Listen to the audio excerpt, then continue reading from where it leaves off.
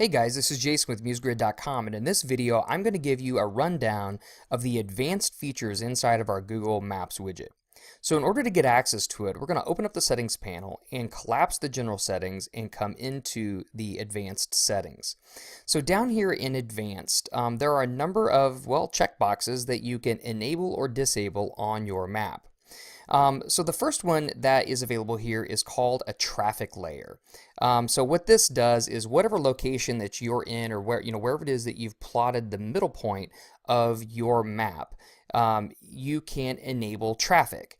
So for example, if we preview this, you'll see that as we zoom around here, in Manhattan right now, which happens to be where this location is at, you'll see that there's definitely some traffic buildup in a few different locations. So you can, and of course, enable this layer to display traffic inside the map.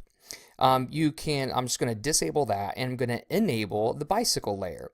And again, all this does is shows, I believe it's bicycle paths, or the method by which you will get from point A to point B with a bicycle inside your map.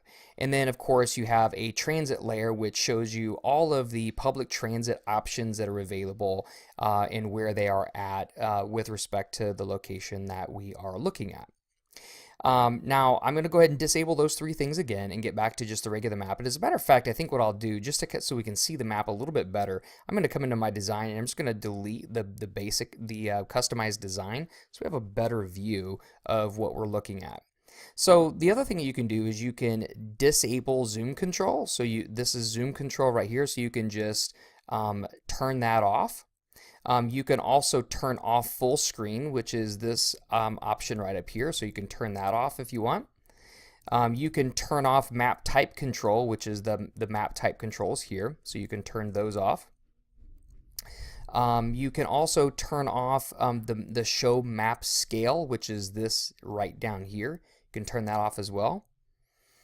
And right now we have enabled to see street view, which is this little icon right here. So we're just going to disable that as well.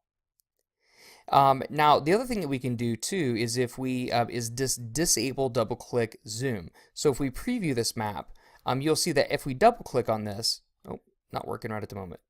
Anyhow, so you can basically disable the double click zoom on your map as well. So let me just get back to our advanced settings.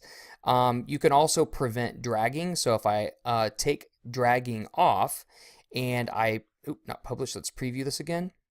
You'll notice that I can't drag the map. I'm trying to drag the map around, and unfortunately it's not allowing me to do that.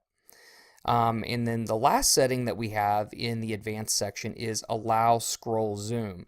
This is especially helpful, when you're on a mobile device it's great, but also if you're scrolling up and down a page and you hit a Google map. Have you ever noticed that sometimes when that happens it'll actually zoom all the way in or zoom all the way out, and all you're trying to do is just scroll up and down the page, that's it.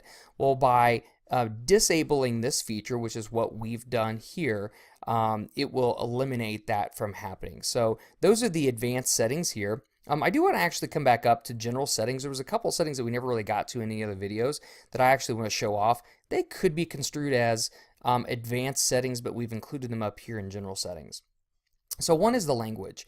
So we've included 51 different languages that you can choose from. Actually, I don't know if there's quite 51. I think there's supposed to be.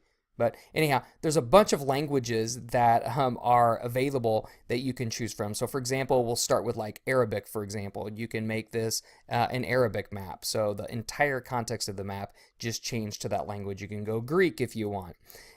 You could go Italian.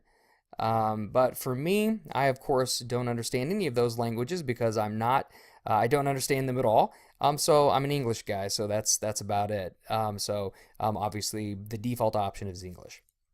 You can also control the map type by default, so you can look at the satellite view if you want instead of just the road map view. You can also go with a terrain option, and then of course you can go with a hybrid satellite and roads if you want, so you can get both of them in there. And then of course you can change the zoom level if you would like. So let's check markers just to make sure there's nothing inside here that we might want to take a quick peek at, other than just, of course, you can display markers or not. So we'll turn markers off. Now we'll turn the marker back on. And then of course marker animation, we can bounce And what that means is that when we select that and we preview, the map will come in and it'll bounce, or the marker will come in and bounce just like so. And then of course, if we go back to markers again, we will also see the drop option, which if we preview that, you'll see that it just kind of drops in place as the page loads. So those are the advanced options inside the Google Maps widget. As you can see, there's tons of customization that you can do with this thing, and we hope that you'll be able to use it effectively on your next Adobe Muse project.